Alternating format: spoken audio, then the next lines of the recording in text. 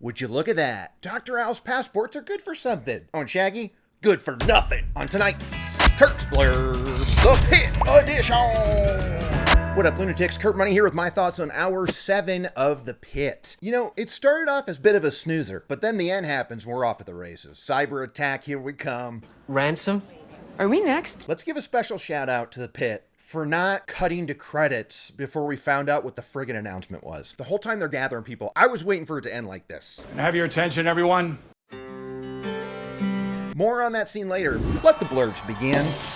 Blurb number 1, Joy owns Shaggy. You know I'm here for anytime Shaggy has pie on the face. And Joy made sure it happened tonight. Straight owning him about these medical facts. WPW Sepsis. or Brugada? Brugada is more common in Asian males. But still should be considered. He was like, oh, actually, you know, it's better to be safe. She's like, oh, really? With these kind of odds? Really? Long odds, sir. Brugada prevalence is 1 in 20,000 in North America, as high as 1 in 300 in Asia and the Middle East. Boom! Loved it. And then she gets hit on and quickly shoots that down. Not my type, bud. Anyway, Joy, love ya. Shaggy, I still hate your friggin' guts. Machakara.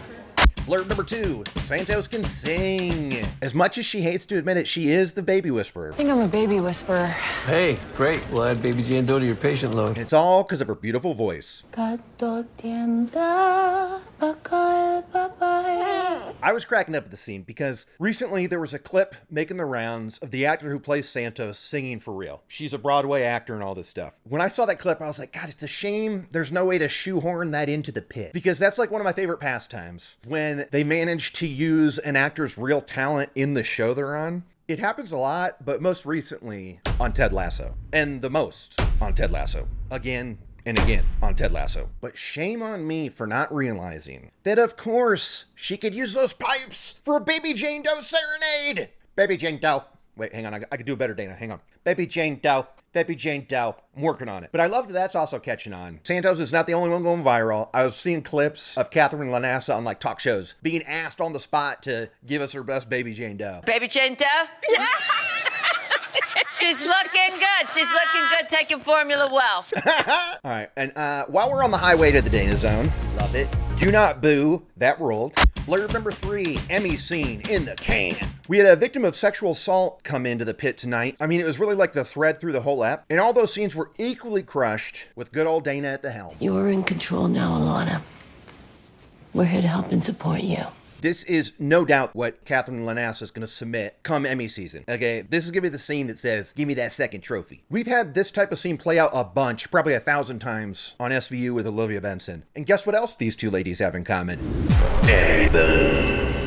Blurb number 4, told y'all about that eye contact. Remember a few weeks ago when I was worried about McKay starting a sentence before she was looking at the person she was talking to? I don't know about you, but to me, starting sentences without eye contact is universal TV language for it's about to get oxen here. It didn't happen with her. It was all good. She's got the date in the books. That's going to get rescheduled. But that's exactly what happened to Samira when she walks in looking for her can't pay the bills guy. Mr. Diaz, I have a surprise for you. Oh. Sorry. First off, I'm happy to say goodbye to this plotline. It's not fun, there's no good ending, and it's one of the few plot lines that the PITT has that kind of makes it feel more like a PSA about hospital woes than a dramatic show for entertainment purposes. But that's going to have its own blurb in a sec. I'm burying the lead here. The shirtless lead. Blurb number 5, Abbott delivers. Friend of the show and podcast co-host Caitlin, she has been dying for a return of Sean Hannity as Abbott here. She's like, where's he at? I want him. Boy, howdy, did they deliver the goods tonight. Now, real talk, I thought it was a little bit too much of a hero's welcome for Abbott. All his, I hate golf. My therapist said I need a hobby, so I joined the SWAT team. SWAT? Really? I suck at golf. Why do you do this? My therapist said I needed a hobby. Funny. Boo. Okay? Eye roll worthy stuff to me, but all was forgiven with this shirtless heart-to-heart with Samira. Great scene. And talk about timing for comedic effect. Just as Samira is saying, don't worry, dude, your secret's safe with me, I won't tell anybody, Doc Robby walks by the doorway. It does like this insane double take. This was a big old surprise to me. Our little secret. Look at that face. Oh, God, I died. But you know what? Doc Robby had his own effect on people tonight. Blurb number 6, the power of the spoken Robby word. The bosses may hate him. Gloria, I'm looking at you. Wow. Really? Yes, really. And apparently salmon shorts, I'm looking at you now too. But boy, does Robby's opinion go a long way. He made Mel's week by telling her how awesome she was. You're a very good doctor. I have been training residents for years. You are one of the very best.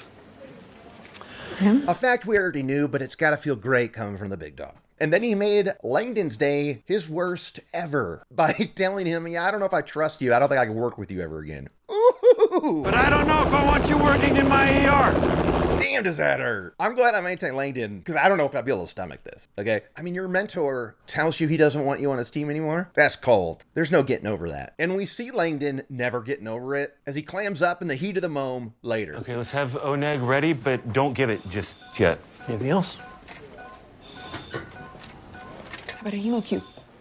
Yeah, of course. And zero leeway from Robby, too. He's loving this. Blurb number 7, Jurassic PITT. Look of the night, Robby's double take. Line of the night goes to Garcia. Jesus, this looks like some Jurassic Park shit. Is that your official surgical diagnosis? It absolutely does look like that. Now, when I heard this, I thought to myself, I wonder if they got that cleared with Spielberg first. Now, look, the internet tells me you don't have to clear a celeb's name or like famous stuff. But when I first moved out to LA, I was a transcriber for someone. Her one job was to clear references to real things in scripts or to make sure characters aren't named after a real person or something like that. So I know that it's somehow legally binding. Good, honey. But anecdotally, I know it's true. There's a lot of examples, like for instance, French Connection 2. Gene Hackman has a scene where he talks about going to baseball tryouts with Mickey Mantle and decided to be a cop because he's like, this other guy is so good. Look how good this guy is. Turns out he's Mickey Mantle. They had to get that clear with Mickey Mantle. They had him watch the movie. He loved it, and now it's in the movie. Mickey Mantle sucks.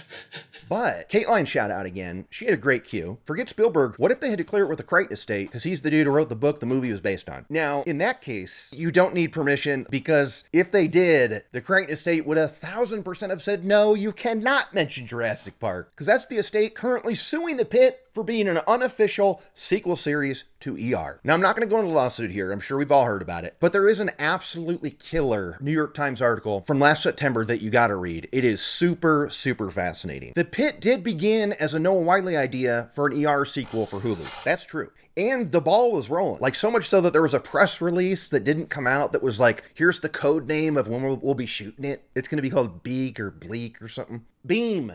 But then Crichton's estate, aka his wife of 3 years before he died in 2008, was not having it, was not playing ball. Like, she wanted all sorts of credit and money and all this stuff. And John Wells was like, okay, fine, see ya. Now I'm going to do the show called The PITT. Now, look, read the article. Okay, I'm on John Wells' side in this debate, but read the article, make up your own mind. Back to blurbs. Blurb number 8, so long, farewell. Like I said earlier, I hope we're done with the Bills subplot. It's run its course. Same goes for this dying lady who doesn't want to go home. I don't want to go back home yet. This whole plot line needs to shit it off the pot, princess assisted or not. What is the point of all this? What's it leading to? Look, I'm still dead set on the reveal that the husband sucks somehow, which is an easy leap to make tonight. The way he shuts down McKay and was like, we'll only look at Robby when he's talking. Mr. Hamler, that's not... No. There's got to be something. Please.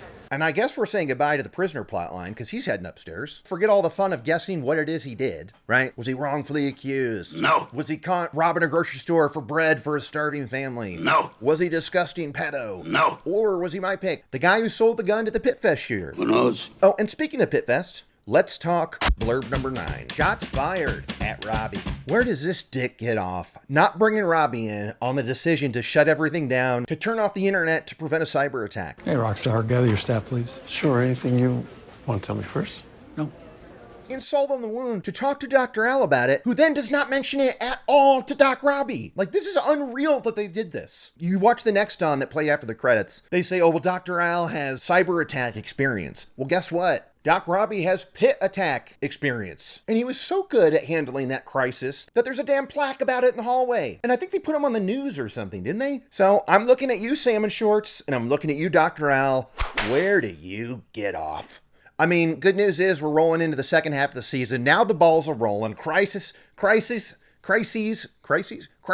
are bad shit's happening. And plus, we're 1 hour away from Doc Robby having to clock out, right? Is at 3. I mean, look, we know he's not leaving. Whether it be to stick around to help or because he storms out, hops on his bike, gets in a wreck, and gets wheeled back in. But speaking of next ons, prior to the PITT, I never once partied with next ons or promos about what we're going to see next week. I like seeing it fresh as it happens. Now, I broke that with the PITT. I felt like it would help me in my blurbs and if I saw scenes, blah, blah, blah. I'm going back to that now because I feel like the next one's ruined stuff. The ep where Robby grabs the phone and is like, if you fire her, I'll see you in court. This is Dr. Michael Rabinovich. I am the chief of emergency medicine at PTMC. If you fire her, she will sue you and I will testify on her behalf. That was a boom of a scene, okay? It didn't get a blurb at all. I didn't even mention it. And that's because I had already seen it in the next one a week prior. That moment was robbed of a blurb. And I know that Doc Robby would have loved to see that get some blurb action. Don't worry about it. So never again. No more next ons for old K-Mun. But things I will continue to do. Watch the Burbs and tell you to do the same. The Burbs. The movie, not the show. To Bitboat.